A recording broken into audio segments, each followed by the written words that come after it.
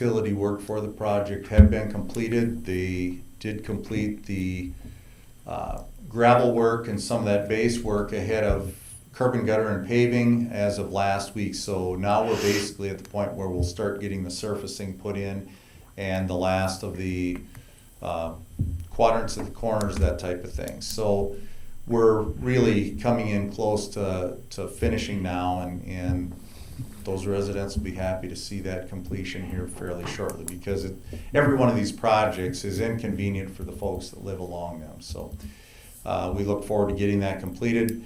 The change order is for, we did find some deterioration in some manholes. We felt that before we put a new surface on, we better replace a couple of those manholes ahead of time in the connecting pipe. So that's what that $18,000 change order is for. We recommend approval of both the change order and payment. Move approval. Second. Got a motion from Councilman Rux and a second from Councilman Lunsman. Does anyone have any questions? Karl, roll call vote. Councilmember Rux, Aye. Langer, Aye. Reinbold, Aye. Reif, Aye. Lunsman, Aye. Ronayne, Aye. Remley, Aye. Mayor Schoeneman. Aye, motion does carry. Next, we've got the approval of the bill list for September 28th, 2020. Move to pay the bills. Second. Got a motion from Councilman Reif and a second from Councilman Reinbold. Karl, would you give me a roll call vote, please? Councilmember Remley, Aye. Ronayne, Aye. Lunsman, Aye. Reif, Aye. Reinbold, Aye. Langer, Aye. Rux, Aye. Mayor Schoeneman.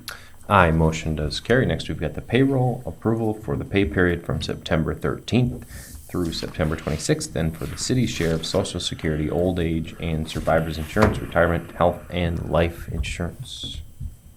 Move approval. Second. Got a motion from Councilman Rux and a second from Councilman Ronayne. Karl, would you give me a roll call vote? Councilmember Rux, Aye. Langer, Aye. Reinbold, Aye. Reif, Aye. Lunsman, Aye. Ronayne, Aye. Remley, Aye. Mayor Schoeneman. Aye, motion does carry. Next, we've got the city manager's report. Joe, what have you got for us here this evening? Just one thing I wanted to touch on this evening a little bit. Seemed like last week we started to get a few more phone calls. I know you guys and gals did too, regarding COVID. And one of the things I was hearing last week was concerns about masks and wanting more masks used.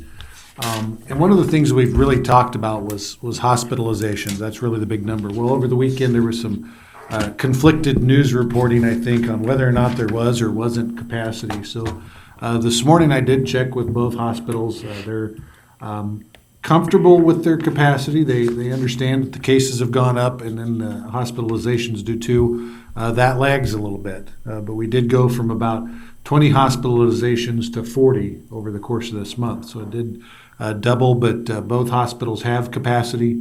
The big thing is keeping staff healthy and keeping communities healthy. So they ask that we continue to urge that we follow the CDC recommendations. So if possible, when you're around people in public, wearing masks is seen as a good thing. I know we don't all like it, but it can be good health-wise. But staying home if you feel ill, good hygiene habits. We talk about washing hands quite often. And if you have a positive test, to really stay isolated until you get that physician's clearing. And then also, if you're identified as a close contact, staying at home, because that's the big challenge for folks is between getting, in contact to getting a positive case, it can take a little while. So again, staying home and being careful about who you're around, because by the time you're a close contact, it's been a while. And so that's the big challenge with this does tend to lag behind, but we had a conference call the mayor and I did with other cities. They're all doing the same things we are, except Brookings does have some more stringent standards in place, and they're having mixed results with it. They said depending on who you ask, it's going well. But we just wanted to say that publicly to keep up those preventative behaviors, and hopefully we'll keep forging through this. Would it be possible to have the two administrators maybe Zoom with us next week just to give us an update on what they're seeing on the ground? Because I do know that They've had staff shortages due to this also. And as someone who's recently gone through this process, the contact tracing is abysmal.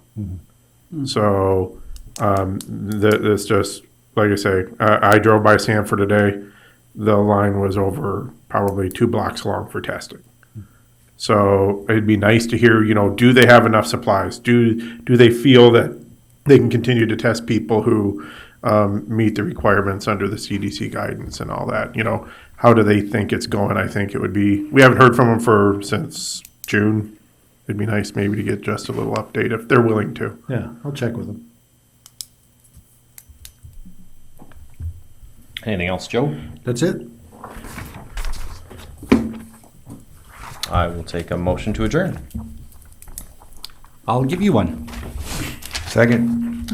A motion from Councilman Renee and a second from Councilman Lunsman to adjourn this meeting. Karl, final roll call vote of the night.